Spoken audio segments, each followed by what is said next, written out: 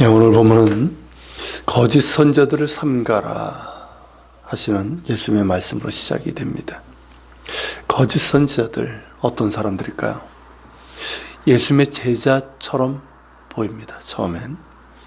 그리고 주의 종이라 불리지만 실제로는 예수님을 알지 못하는 사람들. 예수님께서 도무지 모르겠다고 하실 그런 사람들입니다. 이들이 어떤 부류의 사람들인지는 어렵지 않게 생각할 수 있을 것입니다. 처음에는 그럴듯하게 포장하지만 결국 그 마각을 드러내는 이단들은 물론이거니와 우리가 흔히 정통교회라고 하는 곳에서도 어렵지 않게 볼 수 있는 사람들입니다. 예수님께서는 이러한 거짓 선지자들을 구분할 수 있는 방법을 나무에 비유하셨습니다. 실제로 보면 예수님께서 가르치신 방법이 맞는 것 같습니다. 우리가 한눈에 거짓 선지자들을 구별할 수 있으면 좋겠지만 안타깝게도 많은 사람들이 그렇지 못하고 또 미혹당하거나 또 깨닫지 못한 채 추종하고 있기 때문입니다. 예수님께서 나무에 비유하시면서 그들에게서 나타나는 열매를 보면 그들이 어떤 사람들인지를 안다고 하셨어요. 나무가 그렇듯 좋은 나무는 아름다운 열매를 맺고 못된 나무는 나쁜 열매를 맺습니다. 가시나무가 포도를 맺을 수 없고 엉겅퀴가 무화과를 맺을 수 없습니다. 그렇게 나쁜 열매를 맺는 거짓 선지자들은 결국 찍혀서 불에 던져지는 심판을 받을 것을 엄중히 말씀하셨습니다. 사실 이러한 선지자들은 예수님 당시도 그랬고 초대교회 때도 그렇고 지금까지도 곳곳에 널려 있습니다. 초대교회의 경우는 거짓 선지자들의 문제를 겪으면서 공통된 것을 보았고 그에 대한 자료가 있습니다. 이런 거예요. 만일 자신이 선지자라 주의 종이라고 주장하면서 동시에 돈을 요구한다면 그는 거짓 선지자다라는 것이죠. 실제로 그러합니다. 주의 일을 한다고 하면서 자신의 이익을 구하고 돈을 탐한다면 그런 자를 어찌 주의 종이라 참 선지자라 할 수 있겠습니까? 좀 더 범위를 넓히면 돈뿐만 아니라 성 그리고 권력 역시 그들의 열매로 드러납니다. 물론 인간적인 연약함이 있고 그런 유혹에 넘어질 수는 있지만 그런 성격의 것이 아닙니다. 거짓 선지자들은 그런 것들을 대놓고 추구합니다. 혹은 그런 짓을 하고도 숨기고 변명하고 도무지 회개할 줄 모릅니다. 그렇다면 그를 과연 무엇이라 할 수 있을까요? 미국의 타임스퀘어 교회의 카터 콜른 목사님이 9.11 테러 이후에 Run for your life라는 그런 설교, 우리말로 하면 이제 살기에 도망가라라는 제목의 설교를 한 적이 있습니다. 정말 피를 토하는 절규이고요. 이것이 이제 동영상으로도 이제 되어서 많은 분들이 이제 보신 걸로 제가 아는데 저도 그걸 보고 정말 가슴이 뜨거웠다고 해야 되나 탄식이 나온다고 할까 뭐 그런 느낌이었습니다. 그 내용의 일부를 보면 이렇습니다. Run. 번영, 부, 성공에 집중하는 거짓 복음들로부터 도망가십시오. Run. 그리스도의 이름으로 자신의 이익을 위해 쓰는 자들로부터 당신의 주머니를 예수의 이름으로 터는 자들로부터 벗어나십시오. 도망가십시오. Run. 자기 개발에만 집중하는 복음으로부터 도망가십시오. Run. 그리스도가 아니라 인간이 영광을 받는 교회로부터 도망치십시오. 그리스도의 몸이요. 도망치세요. Run. 참된 성경이 없는 교회에서 벗어나십시오. 십자가가 없는 신학에서 영혼을 반성시키는 말씀이 없는 데서 죄로부터 회개함이 없는 데서 예수님의 보혈이 언급되지 않는 데서 도망치십시오. Run. 정치꾼들로 가득 찬 설교 강단으로부터 도망치십시오. 그들은 하나님의 강단을 개인적인 정치 성향을 위해서 사용합니다. 도망가세요. 인종차별과 문화차별을 외치는 자들로부터 도망가십시오. 달리세요.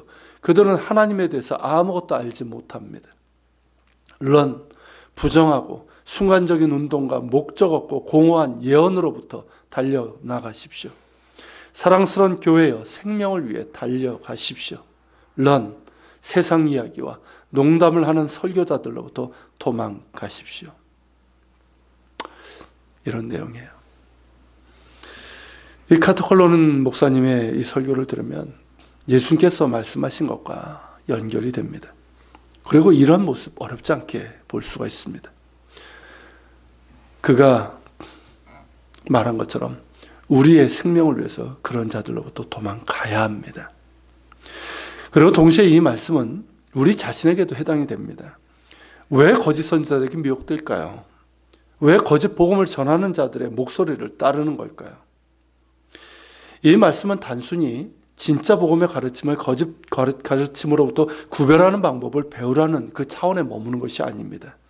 오히려 우리 스스로가 좋은 열매를 맺는 나무가 되고 단순히 좋을 때만 혹은 아쉬울 때만 주여 주여 말하는 자가 아니라 하나님의 뜻을 분별하려고 하고 그 뜻에 순종하면서 자기 자신을 부인하며 주님을 따라야 하는 그것에 자신을 던지는 법을 배워야 한다는 것입니다. 그러기 위해서는 좋은 열매를 맺는 좋은 나무가 되어야 하는 것이죠. 하나님과 친밀한 관계를 맺으며 하나님의 뜻을 분별하며 순종할 때 좋은 열매를 맺기 때문에 그런 사람은 당연히 거짓 선지자나 거짓 복음을 분별할 줄 알고 거기에 미혹당하지 않습니다. 그뿐만 아니라 예수님을 닮아가는 참된 주의 제자가 되고 그가 주의 일을 한다고 한다면 참된 주의 종이 될 수 있는 것입니다. 그러기 위해서는 더욱 주님을 바라보며 주 안에 거하고 주님과 친밀한 관계를 가져야 합니다. 그럴 때 우리는 마치 시편 1편에 나오는 시냇가에 심겨진 나무처럼 시절을 따라 열매를 맺는 사람들이 될 것입니다. 그리고 요한복음 15장의 포도나무 비유, 성경에 보면 우리의 어떤 신앙적인 것들을 나무에 비유한 게 참 많아요. 요한복음 15장에서도 예수님께서 포도나무의 비유로 말씀하셨는데 포도나무이신 주님께 우리가 붙어 있을 때 주님 닮은 열매를 맺고 그 열매로 우리가 주님의 제자인 줄 알고 하나님께 영광을 돌리게 되는 그런 사람이 될 수 있다라고 말씀하셨습니다. 사순절은 바로 그런 작업을 하는 시간입니다. 하나님의 은혜 강물 옆에 깊게 뿌리 내리는 그런 작업이고 포도나무신 예수님께 더욱더 밀착해서 은혜의 양분을 받는 그런 작업을 해야 합니다. 그것을 방해하는 것들이 있다면 가지치기도 해야 될 것이고 더욱 우리의 뿌리를 생명의 물이신 주님께 정말 가까이 뻗는 그런 사모함이 있어야 합니다. 그럴 때 우리는 좋은 열매를 맺는 좋은 나무가 될 것이고 그것이 우리의 영적인 분별력이 될 뿐만 아니라 우리의 영혼과 삶을 풍성하게 해주는 축복이 될 것입니다. 말씀을 기억하면서 같이 기도합시다. 주님, 거짓 선지자들은 예수님 때도 초대교회 때도 그리고 2000년의 역사 속에서 아니 인간이 에덴을 떠난 이후서부터 계속 있어 왔습니다. 지금도 주님 이 땅을 보십시오.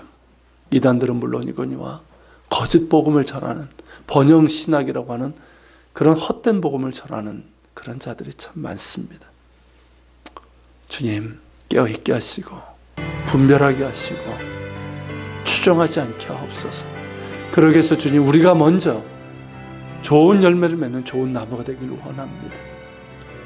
시냇가에 심겨진 나무처럼 하나님의 은혜의 강물 옆에 생명의 물이신 주님 옆에 깊게 뿌리내리게 해주시고 포도나무신 주님께 정말 밀착해서 예수님 닮은 열매를 맺어가는 우리가 되게 하여 주옵소서.